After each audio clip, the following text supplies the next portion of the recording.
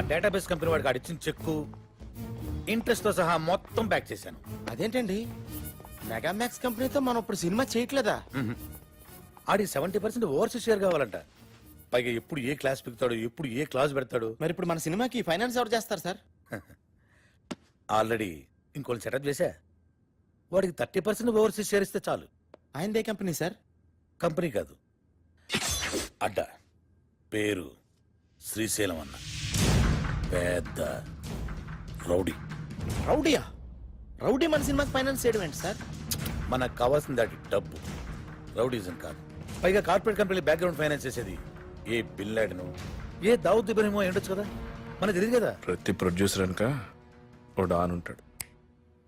శ్రీశైలం అన్న ఇప్పుడు మర్డర్లు మానేసి చాలా మంచోడైపోయాడు.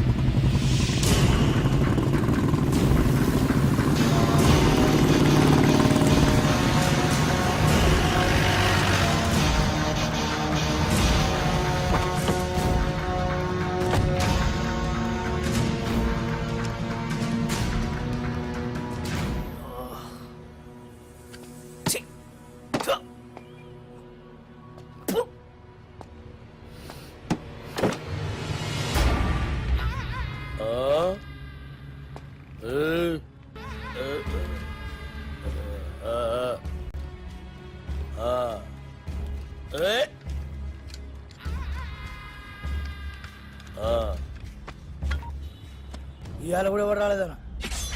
ఎవడు రాలేదురా? అదే నేను లేపేనికి ఎవరు రాలే. నన్ను లేపనీకి రాకపోతే నీకు డిసప్పాయింట్మెంట్ అయిందిరా.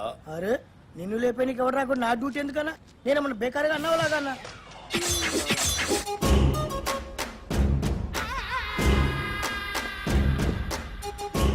ఏయ్!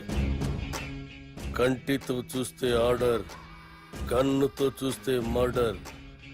ఇది శ్రీశైలం స్టైల్. జనానికి గన్ అంటే భయం, గన్నుకి నేనంటే భయం. అలా నువ్వు అంటే నాకు భయం లేదనా? దిల్లానా? అరే చూప్, నీ గురించి కాదురా, గన్ గన్ గురించి. Welcome to the cinema industry Srisailam అన్నా. అసలు మీకున్న బ్యాక్గ్రౌండ్ ఈ సినిమా ఇండస్ట్రీలో ఎవరికి ఉందన్నా?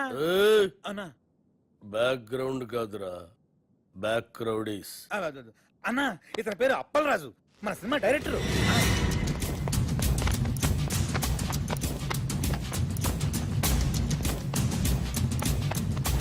అన్నా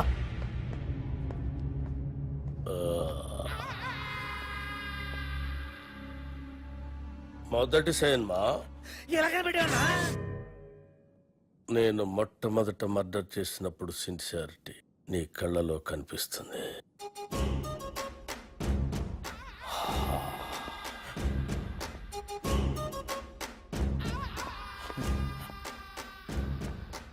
నా 4వ మర్డర్ సినిమాల్లో చేసిన. అది 5వదనా? 4వది బర్త్డే పార్టీలో కూర్చేసినావు. బో ఏయ్! కూకోమని కూడా అన్న చెప్పాలనా? కూకోరి.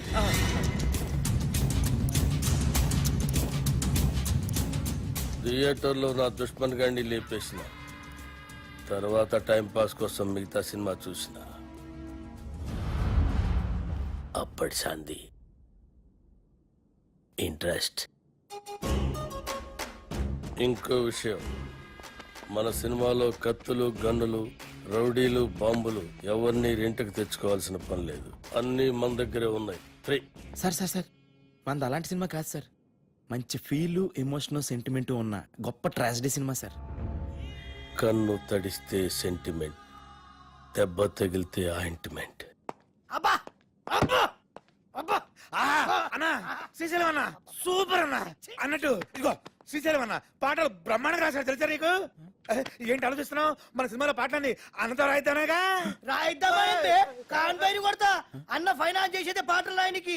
అన్న ఆర్డర్ అయినా ఇది గుచ్చేస్తా.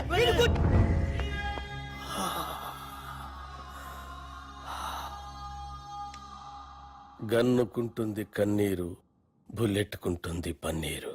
వా అన్నా, వా వా అన్నా శ్రీశైలం అన్న, నీలాంటి ఒక మహాకవి మా సినిమాకి ఫైనాన్స్ రావటం నిజంగా మా అదృష్టం అన్న. ఏం పల్లరాజు? అవును, మన అదృష్టం. సినిమాలో నా పాటలు పెట్టుకుంటే గన్నుకు బదులు పెన్ను ఉంటుంది, లేదంటే మీ అందరి తలల్లో బుల్లెట్ ఉంటుంది. వా అన్న, వా.